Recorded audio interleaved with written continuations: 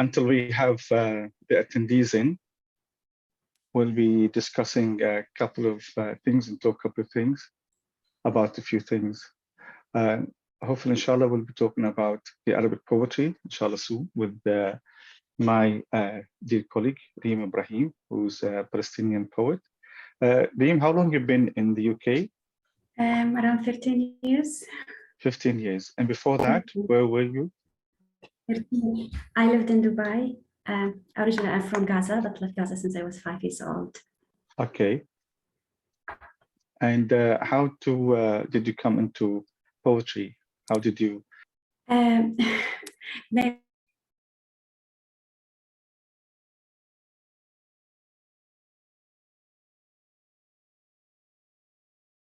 Sorry.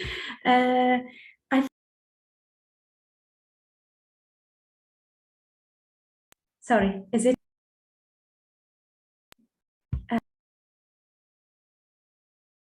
But then.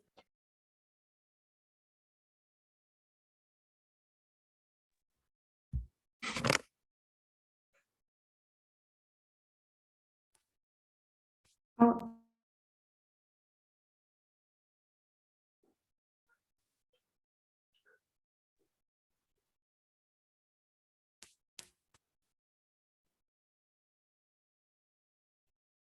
Can you hear me now?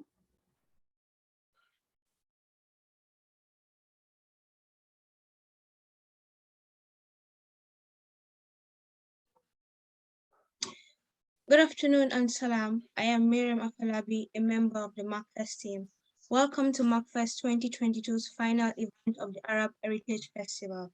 Today we'll be celebrating Arabic poetry with two amazing poets. So first, I'd like to introduce Richard MacLeod.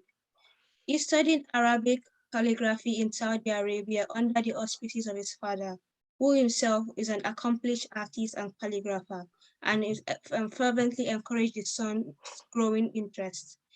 As well as being an Islamic and Arabic calligrapher, Richard is an architect, photographer, filmmaker, poet, and a writer.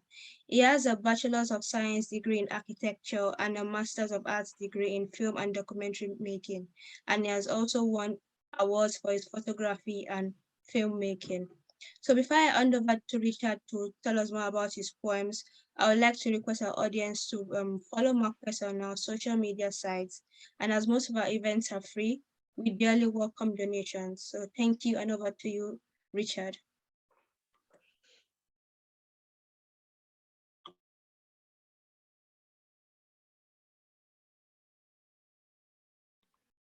Sorry, we can't hear you. If you can I'm back. The joys of Zoom meetings.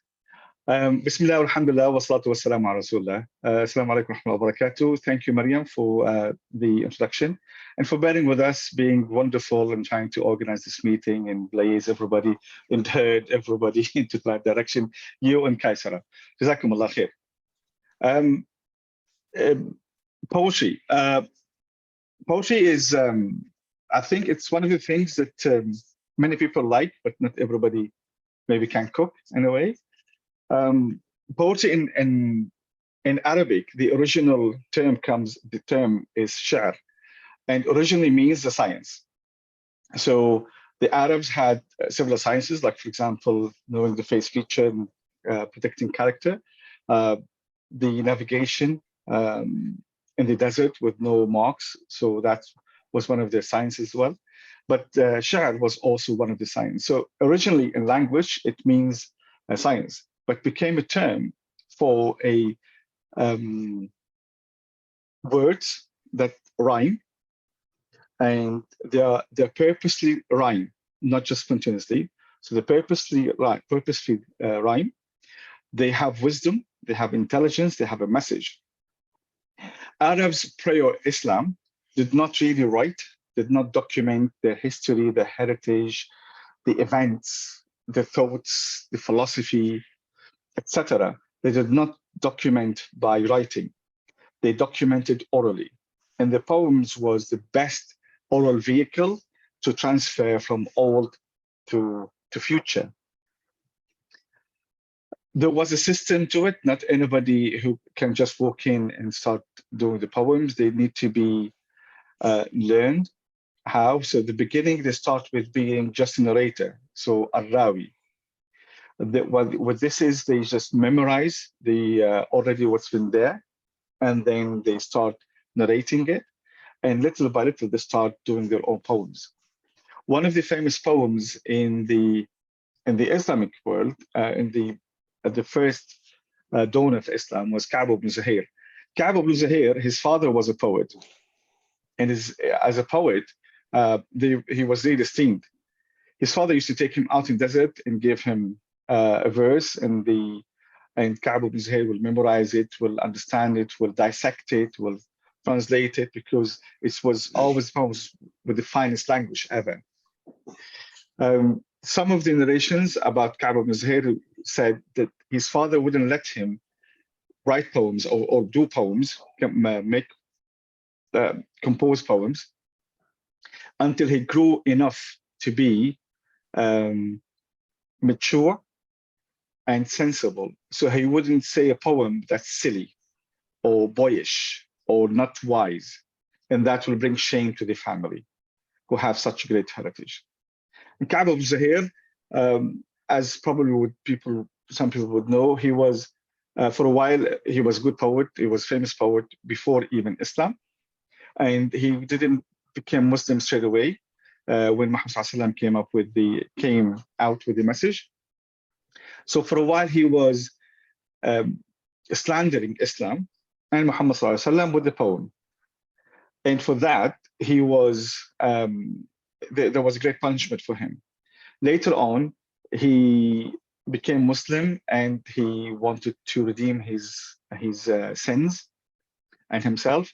So he went to Muhammad ﷺ and gave him a big, nice poem, بانت سعاد فقلبي اليوم مكلوم. And then Muhammad ﷺ was happy with that poem, so he took off his burda or his abaya or his cloak, and it became associated with that poem. And Muhammad ﷺ forgave him, and he became Muslim, and a good Muslim, Allah alhamd. So this is a simple example. Arabs were big, and still big, on the word and the wordsmithing. They love the word. They love the crafting of the word. This is, by the way, this is not belittling any other culture or any other language. There's other cultures also big on words, are very deep. The Chinese, the Pakistani, even the English. They have a very deep, good, beautiful poem and wordsmith and language. But we're talking about the Arabic language here. So the Arabic language and the Arabs are big on the wordsmith and the poetry. And before Islam, the poetry goes into almost 3 phases. So before Islam, after Islam, and the modern one. And this is to do with the way the poem was constructed. So before Islam, it was well crafted, and it had a full reign on whatever they want to say. After Islam, it became more tame, still really deep. But the beauty of the modern poem, it become more influenced with the Western poems, and they started to become more loose, so they don't follow a rhythm or a rhyme. Although the definition in particular in the beginning was it need to be rhyme. So that's the modern poetry. In 1960, they crafted a new term. It's called an-nathr, which means it's loosely poem. So it's more like the Western poem, some of them when it doesn't rhyme. That's in terms of 3 stages of the poem. But there was obviously the poems of Amawit, Al-Abbasiyin, Al-Andalusiyin, Al-Maghariba, Al-Muwashahat. There was lots of other poems. There's the poems that become songs later. There's a poem for the plays, Al-Masrah.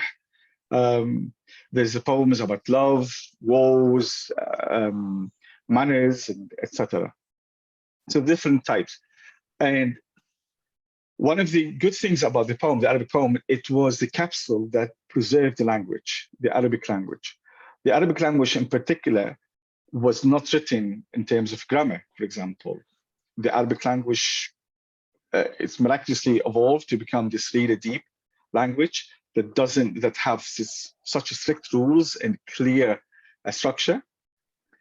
And when later in the Abbasis wanted eventually to write it, and the best one who wrote about the linguistics of the grammar of the Arabic language was Ibn Sibawayh.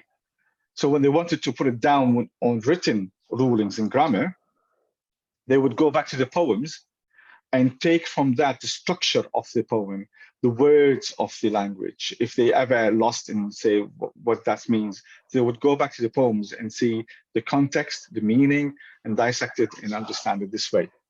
So that was one of the really good advantages of poems. Poems is also used, was because of its status in the Arabic language and the Arabic culture. Even after Islam, a good poem can alleviate a tribe. A bad poem can completely take the reputation of a tribe. And it did happen. Just playing a bit with the words, there was a very famous tribe called Numayr. And they were they were so big, they had 1,000 knights. They can just march on anybody and have a war, and they can win the war. So they were well feared, and they were elevated. And just one poem took them down, took their reputation, and they became just hiding in shame because of that poem. They couldn't even respond to it. Every tribe, when they have a good poem among the mist, they will be celebrating and they'll be very happy with. So they were quite of status, the poets, at that time. I love poems since I was a kid. I just loved the word. I loved the craft of the word. And I suppose like many other poets, they start their lives with reading the poems, memorizing the poems. I was particularly impressed with Nizar Qabbani. He was one of the great poets of the last century. And I've read also too many other poets. Some of them I don't remember the names. I'm getting old, so my memory is just fading. But some of them are really, really great. Reem might actually know there's a great poet, Palestinian poet, who also was a minister at some point in the government of Yasser Arafat. He was a great poet. He died, but his poems was also really deep. Mahmoud Darwish. Mahmoud Darwish, yes. Jazakallah khair. He's one of the great poets of his times. Mahmoud was influenced because of what happened in Palestine and the Arabic world. For a long time, he would write about Palestine and diaspora and the forced migration, etc. But he also wrote about loving the parents, loving his mom, talk about the cities of Palestine and their fruits and their green fields. Qabbani also, although he was really famous for writing about the terrain of the women and the showers of kisses and in a very loose way, I wouldn't repeat it. But he was also a very active politician. Well, not politician. He was a politician, but he retired. But he was very active in fighting oppression, fighting injustice, calling for equality for all, especially for women. So he was quite advanced for his time in a way. Poets, these are two good examples of how poets sometimes can take the lead in to move into change. Poets, just if we can go back a bit to the poem before Islam, there was great poets, but because they didn't write it, there was only few who managed to get it written and put on the walls of the Kaaba or inside even the Kaaba. And that were called as-sab' al-mu'allaqat, so seven-handed, including Amr al-Qais, who was his named to be the king of the poets. And he was somebody who loved his drink a bit too much. but his poems was really great, and he loved a girl called Layla. And I wanted to call my little daughter Layla. She's not little now, she's 17. But I wanted to call my daughter Layla because of how Layla has become really very poetic name. My ex-one, we called her Yasmina, and still a beautiful name. So this is about the poem and what makes a poem. I wrote my, I started writing poems since I was maybe in my late 30s. I started writing since I was a kid. So since the age of, I grew up loving just painting, calligraphy, and writing and reading. And they were always my childhood friends. At the age of maybe 13, when I started getting into adolescence, I started reading about Nizar Qabbani, get stimulated, would write them and put them, decorate my room or my notebooks with. And I would write, and I would write. And I had a little fictional friend. Her name was Hind. Hind was a very famous name in my time in Lebanon. She was a famous actress who would always take roles of very romantic. And her name was Hind. And later on, I swapped Hind for Diana because I watched the wedding of Diana, late Diana, and I was mesmerized how this, fairy tale princess and all the rest of it. I was mesmerized. So my notebooks became Diana. And I would sit down and write for hours and hours and hours about my ideas, about fiction, make stories. It was my little world. I stopped writing when I joined uni back in '91 because some of them were poignant because of the war in Lebanon. I didn't want to document this anymore. I didn't want to document that pain. I just decided to move on. I still have them back home. But in the 30s, in my 30s, I think I was 36 when I bought my first iPhone, and that because it allowed me to write Arabic. I just started flowing again, and I would write poems. Whoever's not on mute, will you mute yourself, please? Thank you. So I started writing poems, and since then I've wrote more than 1,000 poems. I used to have a page, still there, it's called Fuadisms, because my second name is Fuad and it means heart. So I call it Fuadisms, like things are from the heart. But I didn't follow it professionally. I went more to calligraphy and stayed with the architecture. And I wrote lots of poems, and my first anthology called it Hind, going back to my first love. And there's no poem in this book that's called Hind, but the whole book is for Hind. I chose about 60 odd of my poems and I put them in. There are 14, I think. There are about 14 poems that have already been recorded with the musical background. There's a QR code, people can scan it, and then it will take them to SoundCloud, and they will hear the poem in my voice with the nice music. I will read some of my poems today, if you, Mariam, allow me.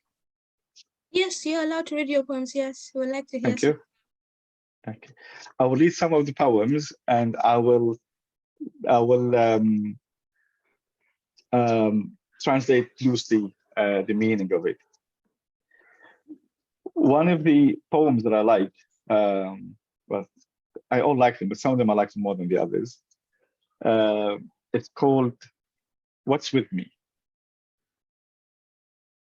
So this is a lady who's in love with this man, and although she wants to jilt him, but she keeps opening the door back to him, and she said, "What's with me?" ما بالي. ما بالي. Can we unmute whoever's making this noise, please? Thank you. I think that's okay. That's one sort. Yes, Please go thank ahead. you. So, ما بالي. ما بالي وأنت تارة في قلبي وتارة تغيبين عن بالي وتارة أترك هاتفك لكي تسألني عن حالي ما بالي ما بالي ولما هذا حالي ولما لا أهجرك وأسكنك الربع الخالي ما بالي أشتاق إليك وأهجرك ما بالي أهجرك ولا أنكرك امتياز الحضور وأكرهك ما بالي أعشق أنفاسك ما بالي ما بالي أعشقك وأنا لا أفكر إلا بك أكرهك ما بالي أعشقك يا رجلا كم أكرهك. So she's saying, what's with me?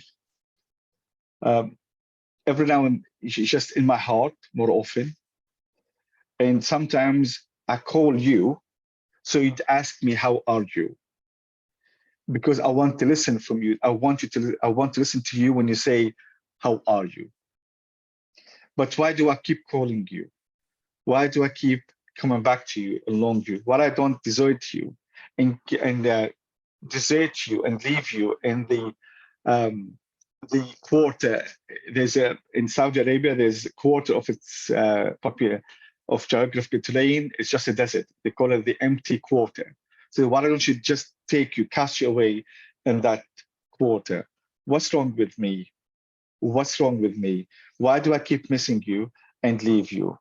Why do I leave you, but I don't deny you the privilege of being present in front of me, and I still hate you? What's with me? Why do I just worship your breath? Why do I worship you? And I don't think only how much I hate you. What's wrong with me? Why do I love you?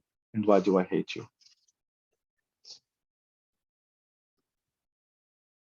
Another poem is, talk to me a little bit.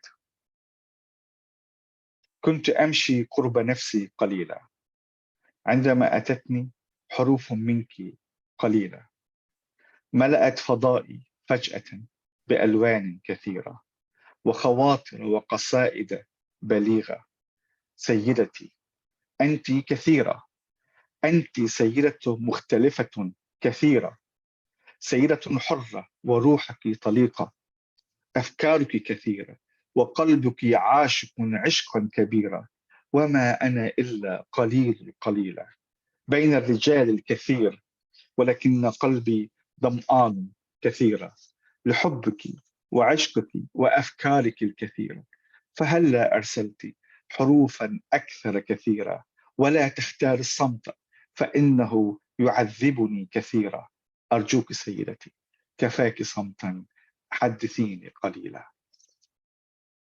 So this is a man who's in love with this woman, but she's not happy with him, so she doesn't talk him much. And as he was walking once alone, she sent him a text, but he wasn't happy that the text only had short sentences, so he was asking to come back and send him more. So he was saying, I was walking with myself a little when I received a few letters from you. Suddenly, my universe have lit up with plenty of colors, plenty of thoughts, plenty of poems. My lady, you are a plenty, you are different, a lot. Sayyidati, you have a spirit soul, and you have plenty of mind, plenty of thoughts, and your heart is a big lover. And I am only little among many men, but my heart is thirsty for you, for your love, for your passion, for your thoughts. Will you send me more letters? Don't choose to be silent. It hurts me. It's poignant. Please, my lady, enough silence. Talk to me a bit. There is another poem that it says, love is only once. الحب مرة علموني أن الحياة مرة وعلموني أن الموت مرة صدقتهم وآمنت مرة وتزوجت أول مرة لأجد أن الموت ليس مرة وإنما كل يوم أكثر من مرة كفرت بهم حتى ذات يوم وذات مرة التقيت به هو من أحياني أول مرة عندها آمنت أن الحب مرة. So this is a woman who got married and she was struggling with her marriage and she died 1,000 times in her marriage and she got divorced and met someone else and she fell in love for the first time. So she's saying, they taught me that life is only once and death is only once. I believed them and I believed once. And I got married. And I got married the first time to find that death is not just once, it's every day more than once. I don't believe them anymore. But one day I've met him. He, the one who inspired me, who the one who brought life back to me from the first time. Then I believed again that love is only once.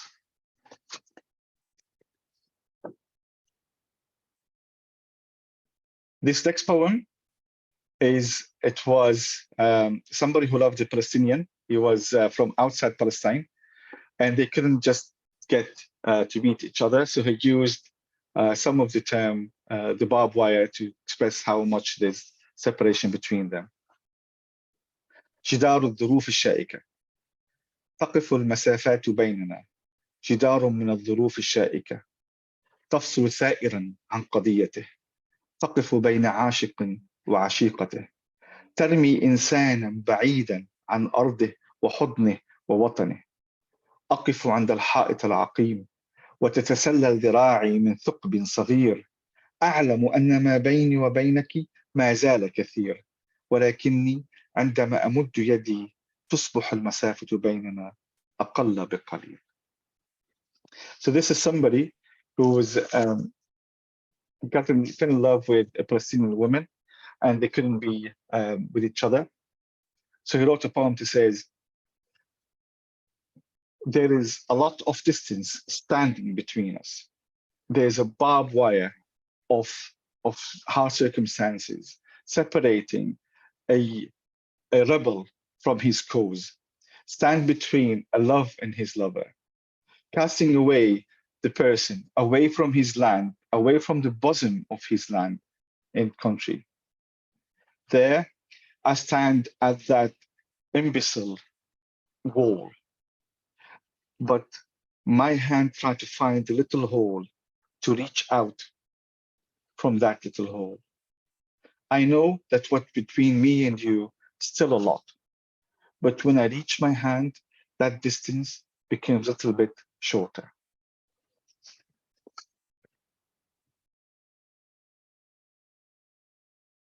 There is a poem that talks about everything. This is somebody who was trying to say to his lover, wife, just leave everything, for goodness sake, and stay with and be with me. And she was a bit busy. So he said, اتركي كل شيء وحدثيني بعض الشيء عن كل شيء ولا تخافي معي من أي شيء أعشقك وأعشق منك كل شيء ومشتاق معك لكل شيء هو منك أو بك أو لك أي شيء كل شيء وأدعو أن أكون أي شيء تلمسيه تستعمليه تناجيه تحدثيه أو حتى تحطميه كل شيء حتى الفيء اللهم آمين اللهم استجب. He's saying, leave everything and talk to me just a little bit about anything, about everything. Don't ever be concerned with me of anything. I love you, I adore you, and from you, I love everything. And with you, I miss everything. That is you, or from you, or to you, anything, everything. And I pray that I would be anything that you would touch, that you would use, that you would talk to, that you would inspire to, or even just to break in terms of anger. Anything, even your shadow. Allahumma ameen. Another poem. There's a very famous term in the Arabic culture that says, I would say salute to her. I would say salam to her as long as she loves my salam. And if she doesn't, I'll go and say my salam to someone else. I wasn't happy with that term. I found it very degrading. And I just wasn't happy. So I wrote my own version of it. عليك السلام. عليك السلام يا من سكن في ربوع عينيها السلام. عليك السلام يا من سكن في ثناياها أنوثة النساء وجمال الإسلام. عليك السلام. ما أحببت سلاما وإن كرهته فعلى الدنيا السلام. عليك السلام. So it says, may peace be upon you, you who peace lives in her eyes. Peace be upon you, who within your details is all the females. And the beauty of Islam, alayhi salam, be peace upon you. As long as you love our salam. And if you hate my salam, then I would say salam to the whole of the world. Because you are the salam, alayhi salam.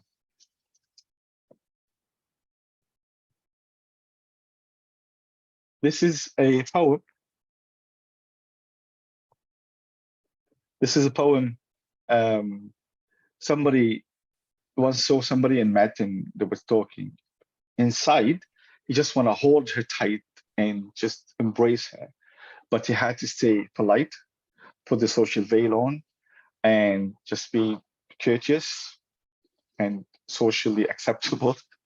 So he wrote this poem. أود أن أحضنك على رأس الملأ وأقول لكل سيد وولد هذه حبيبتي أعلنها على الملأ وليعرف الناس ولتعرف كل البلد أنها سر وحيي أنها مليكتي أنها سيدة قلبي إلى الأبد ولكن تعذر فربطت لساني بحبل من مسد وقلت يا سيدتي لو أحضنك الليلة بعيدا عن كل سيد وولد. So he said, I would love to hold you tight and everybody would see me. And I would say to every master and a child, this is my love. I want to announce it to everybody. I want to announce it to everybody. I want everybody to know it. I want all the country to know it, all the city, that she's the secret of my inspiration. She's my queen. She's the queen of my heart forever. But I couldn't. So I've tied my tongue with a wire, with a rope of fire. And I said to myself, oh, I wish if I can do this one day.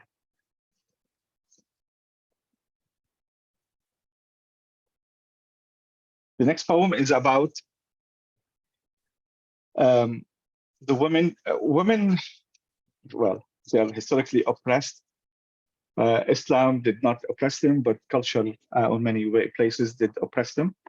So I wrote this poem to say, you're not an ordinary woman.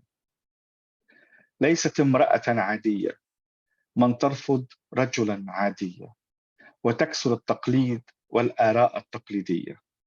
ليست امرأة عادية من تطلق حرفها صرخة في السماء مدوية، لا للخنوع، لا للطغيان، لا للعيش كالأموات. لا أقبل الرجل العادي. لا يغرنكم الرجل العادي ببراءة مظهره وأزيائه الاعتيادية، فهو من يقتل المرأة بأساليبه الجهنمية وينحر حبها وروحها وطموحها وشهوتها ببراءة ابن تيمية، ثم يتبرأ من دمها المهدور ولا يدفع الدية. بربكم هل تسمون هذا اعتيادية؟ هل تظنون هذا رجلا بريئا مسالما وسليم النية؟ كلا ورب موسى وهارون والملائكة الزبانية إنه مجرم لا يستحق الرحمة أو أحكاما آنية. تبا له وسحقا لجنته العادية. سأسلك درب التحدي وأبحث حتى أجد حبيبي وصديقي وزوجي ورفيقي، ذلك الرجل الذي لا يرضى بامرأة عادية. So this is the woman who's, we'll start with introducing her by saying It's not a normal woman who refused just an ordinary man, especially special women. And then she goes on to talk about herself a bit. So it says, she's not an ordinary woman who refuse an ordinary man and break the tradition and the stereotype opinions. She's not an ordinary woman who would release her letters to be a scream in the sky, to say, no, I will not be submissive. I will not be subdued. I will not live like death. I don't accept an ordinary man. Don't be disillusioned by the appearances of an ordinary man, the innocence of his look.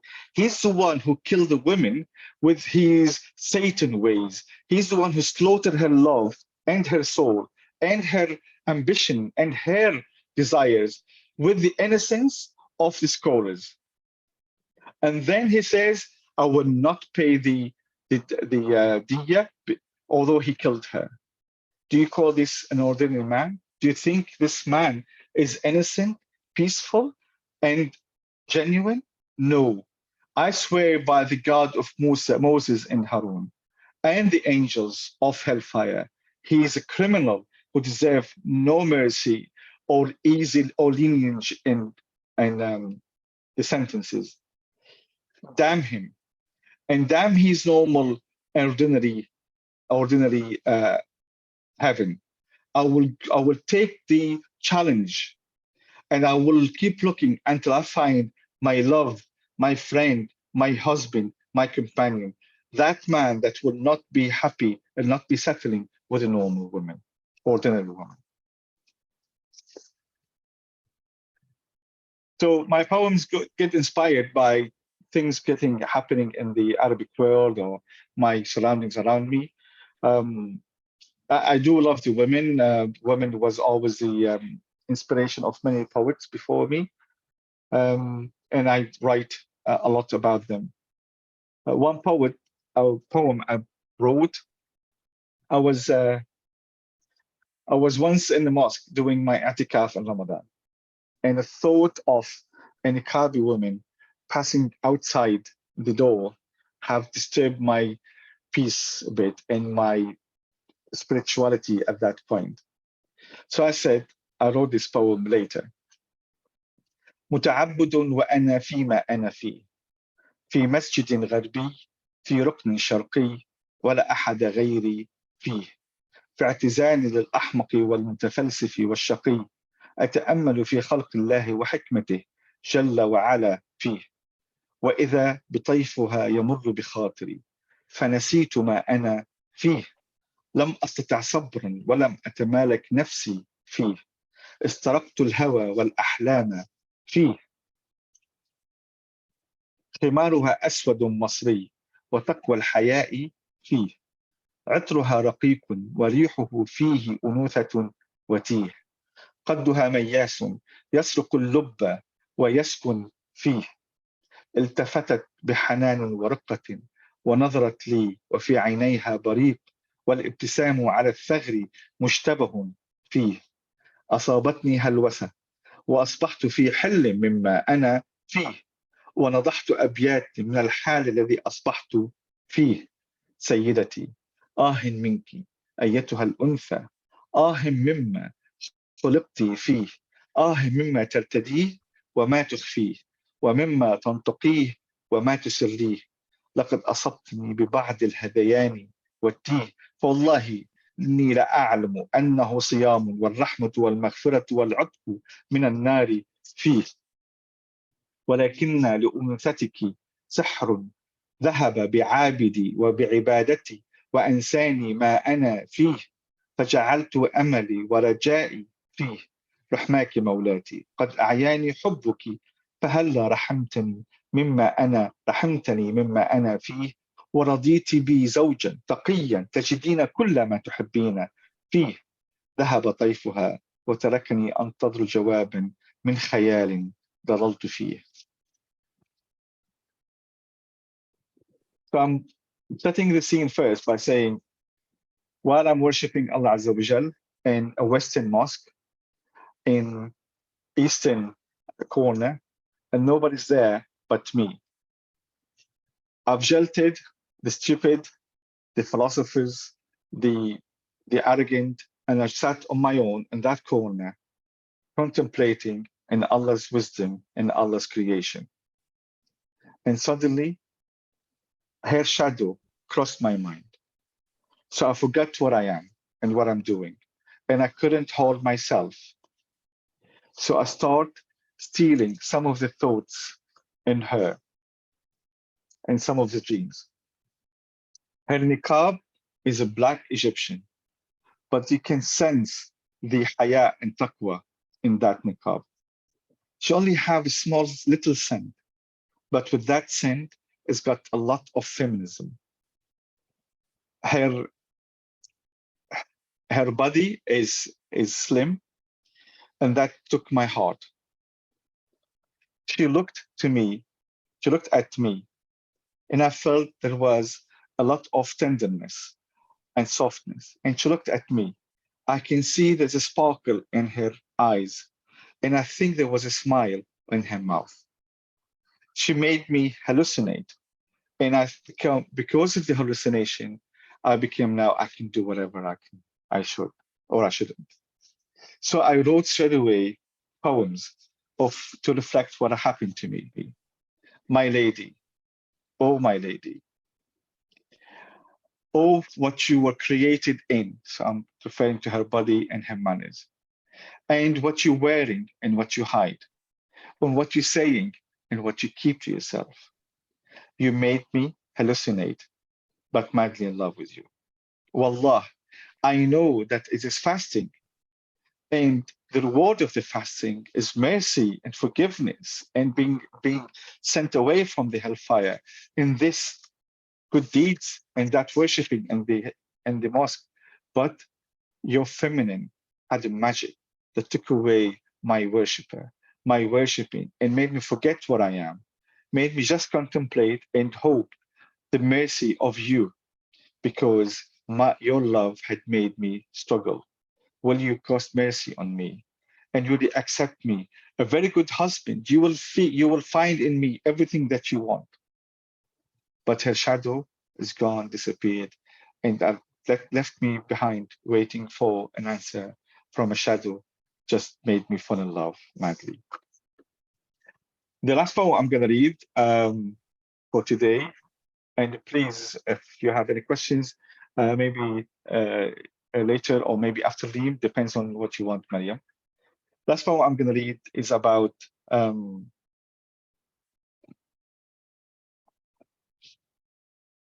I say, damn, تبا. أنوثتها كأوتار الكمان، صامتة منتظرة، والرجال سطحيون يتفكرون كيف بلا غرق يسبحون، وأنوثتها مندثرة في الأعماق بعيدا عن السواح والعابرون. تبا لأولئك السطحيون وتبا لعاشق يخشى من الغرق. So I'm saying that her feminism is like the strings of the violin. They're silent, waiting. But the superficial men thinking how they can get to that woman without being submerged, while her feminism is actually inside, down deep, away from the onlookers and the bypasses. And I'm saying down for those superficial and down for the lover who's afraid of being submerged in love.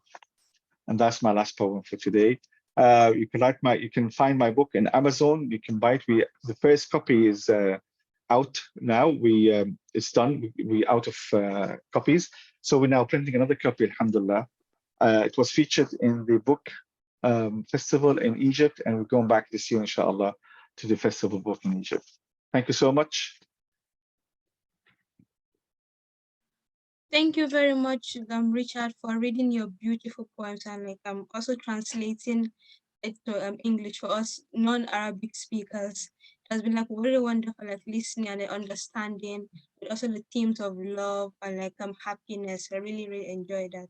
So there's a question here from Zakia that says that, do you have any advice for those who love poetry and would like to write their own poems? And also, what are the poetic techniques?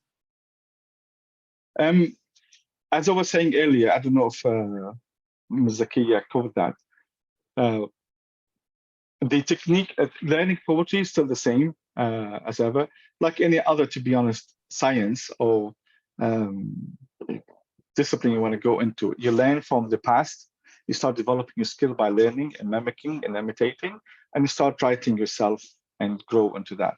So I would say read, because you need to build up your vocabulary as well, and to be able to grow on vocabulary in your mind once you want to express the idea. So read, listen. There's audiobooks now. YouTube's got plenty, SoundCloud, other apps that you can listen while on the go as well, unlike YouTube that you have to have the app open. So just read, and in the language that you like. So if Zakiya wants to write in Urdu, keep listening in the Urdu. If in any other language, people who want, for example, write in English, read the poetry in English. Poetry has got, they call them al-buhur. So it's the rhythm that poetry will be rhyming upon. So it could be, for example, فاعل مفعول مفاعل مفاعل. So it's the rhythm in a certain way. But you'll get that intuitively if you read the proper poems. Now, when I say proper, I should maybe not use the word proper, but when I see the poetry that rhymes, you'll pick it up, especially if you're an Arab, or speak that language. If you want to write the nathir, which is a bit more loose, with doesn't rhyme, then it's easier than the poetry that does rhyme. Because sometimes I would have an idea and I would write it, and I would just put my thoughts straight away, put on paper, or even record it if I'm driving. But the most important thing is, develop your vocabulary, read and listen, and then start writing. Just write, get it out personally, and then I would go back and I would craft it a bit more. I would choose maybe a different term. I would add a bit more because the original idea was just raw and just maybe 5 verses, for example, and then I would build on it. But again, I don't shy from the fact some of the poems are only 4, 5, 7 verses, and that's enough. And test it, put it on Facebook, test it, see what people react, listen to the advice. Maybe you can attend some poetry courses.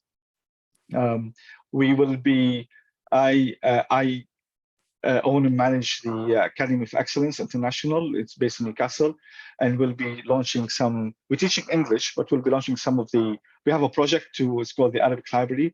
We're working now on it to launch Arabic book in Arabic libraries, and people will come, have a book club and some poetry, and we'll be launching some poetry classes as well. So keep an eye on it. It's aei.org.uk.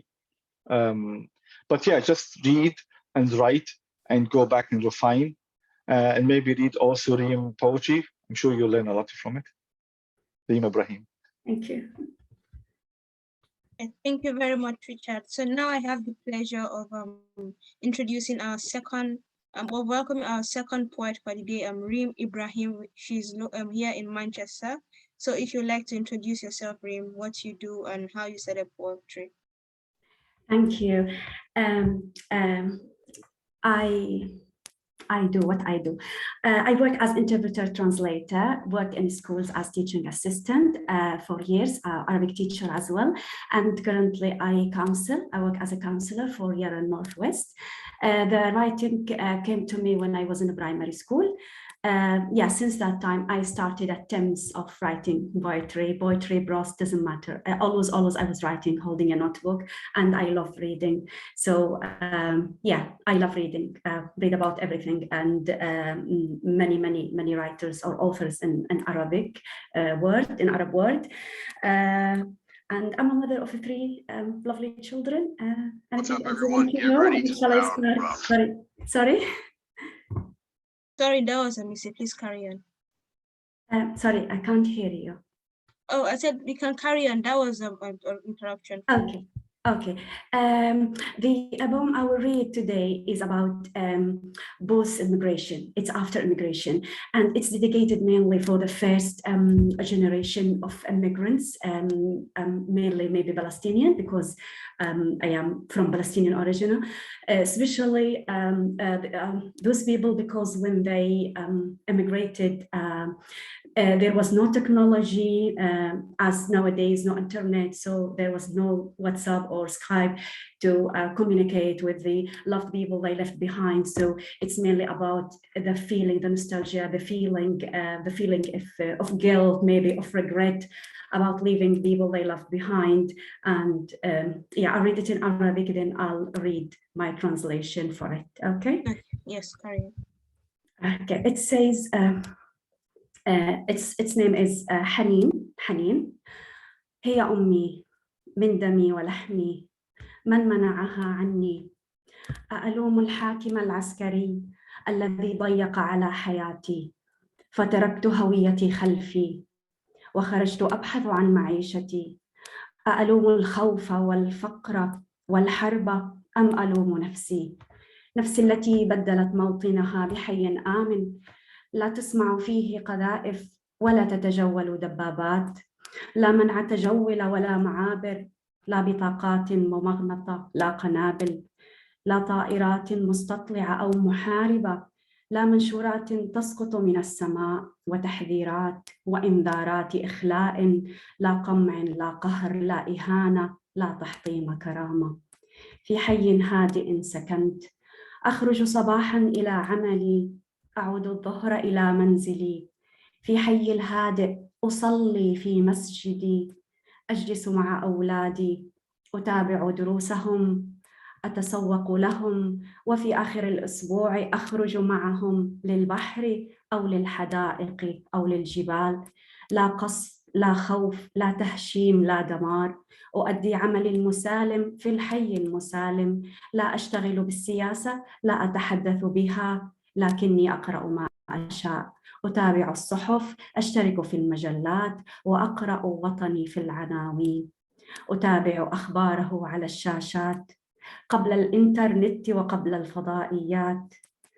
نعيش على القليل الذي يصلنا منه، كل العالم حولي كان يحترمه، يصفق له، وأنا أفخر بفلسطينيتي، أفخر بعروبيتي، حتى وإن تركت الهوية الخضراء خلفي، أفخر أني ابن وطني، ابن أرضي، مشغول ممتلئ يومي، وعندما يحل وقت نومي يطالعني وجه أمي، وأتقلب الليل أفكر: هل أنا في مكاني الطبيعي؟ هل هذا موطني أو مضيفي أو قدري؟ وبين الصيف والصيف أتقلب على الشوك، أفكر في أمي، أحن لإخوتي، لبيت الطيني ثم الإسمنتي، في مرتع صبايا، في شارعي، في قريتي، وإن ضاع الحقل ولم أعي عليه، لكن كبار السن حدثوني عنه من رجال عائلتي ومن الجيران.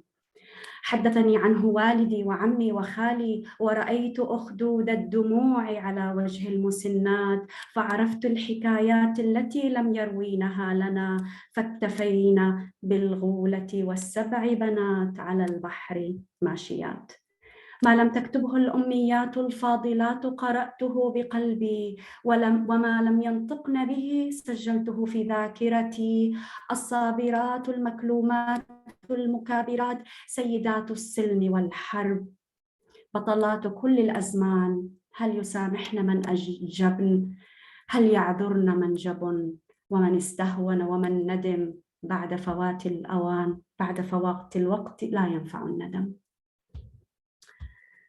And the translation, nostalgia. She is my mother, my blood and my flesh, who denied us from seeing each other. Do I blame the soldiers who narrowed my life? I left my identity behind. I went out looking for a new life. I blamed fear, poverty, and war.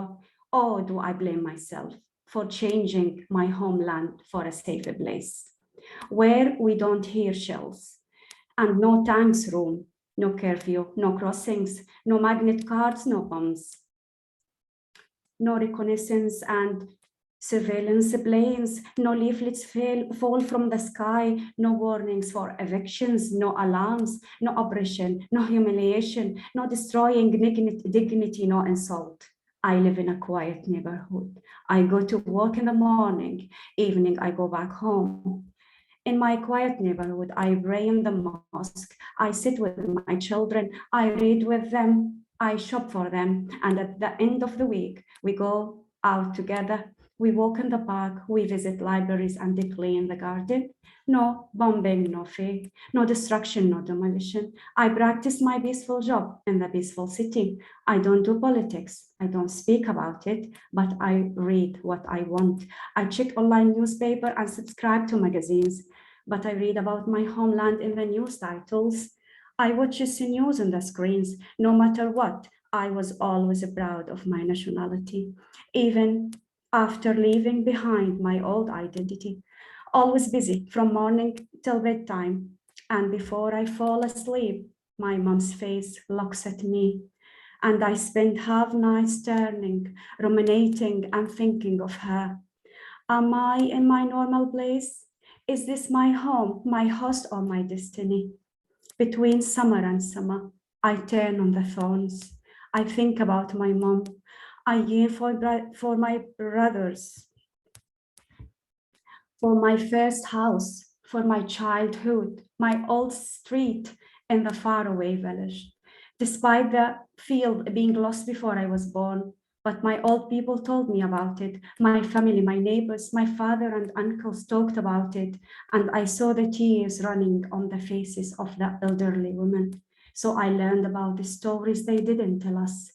We were satisfied with the goals and the 7 girls walking on the beach. What the illiterate, beautiful old ladies didn't write, I read with the eyes of my heart. And what they didn't say, I recorded in my memory. The great grieving, patient ladies, women of peace and war, heroines of all times, do they forgive those who they have given birth to, who chose to live or die, who underestimated the huge regret and deep pain? Regret is useless when it's too late. Thank you. Thank you very much for sharing that with us. It was very nostalgic, and as an immigrant myself, like I can relate to like your feeling of leaving your people back home and then you moving to a foreign land and then you're thinking about them. Are they okay? What is life been like? Thank you very much for sharing that. So thank you. I think that this will be the end of the event today, and also it is the last event for the MACFEST 2022.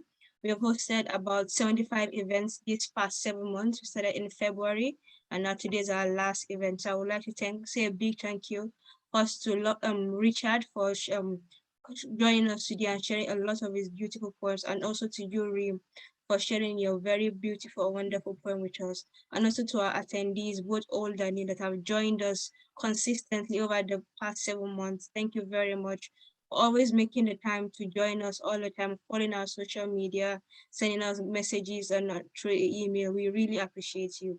And this will not be the end, even though it's the end for now, but then for next year, we have started our breadth of preparations are ongoing. Behind the scenes, I'm working very hard to make sure that everything goes smoothly for you next year. So by November, inshallah, this year, the brochure for the next MACFEST 2022 will be out. So you can join follow us on Eventbrite at MACFEST UK. So you can start to book for next year's event, and also subscribe to our newsletter at macfest.org.uk. So you'll be the first to know about the event for MACFEST 2023. So thank you very much, everyone, for joining us. We really appreciate you, and have a good afternoon and a good weekend. Assalamu alaikum. Thank you. Thank you all. Hopefully I'll see you soon again in the next MACFEST. Thank you all. Hopefully we see you soon. Thank you.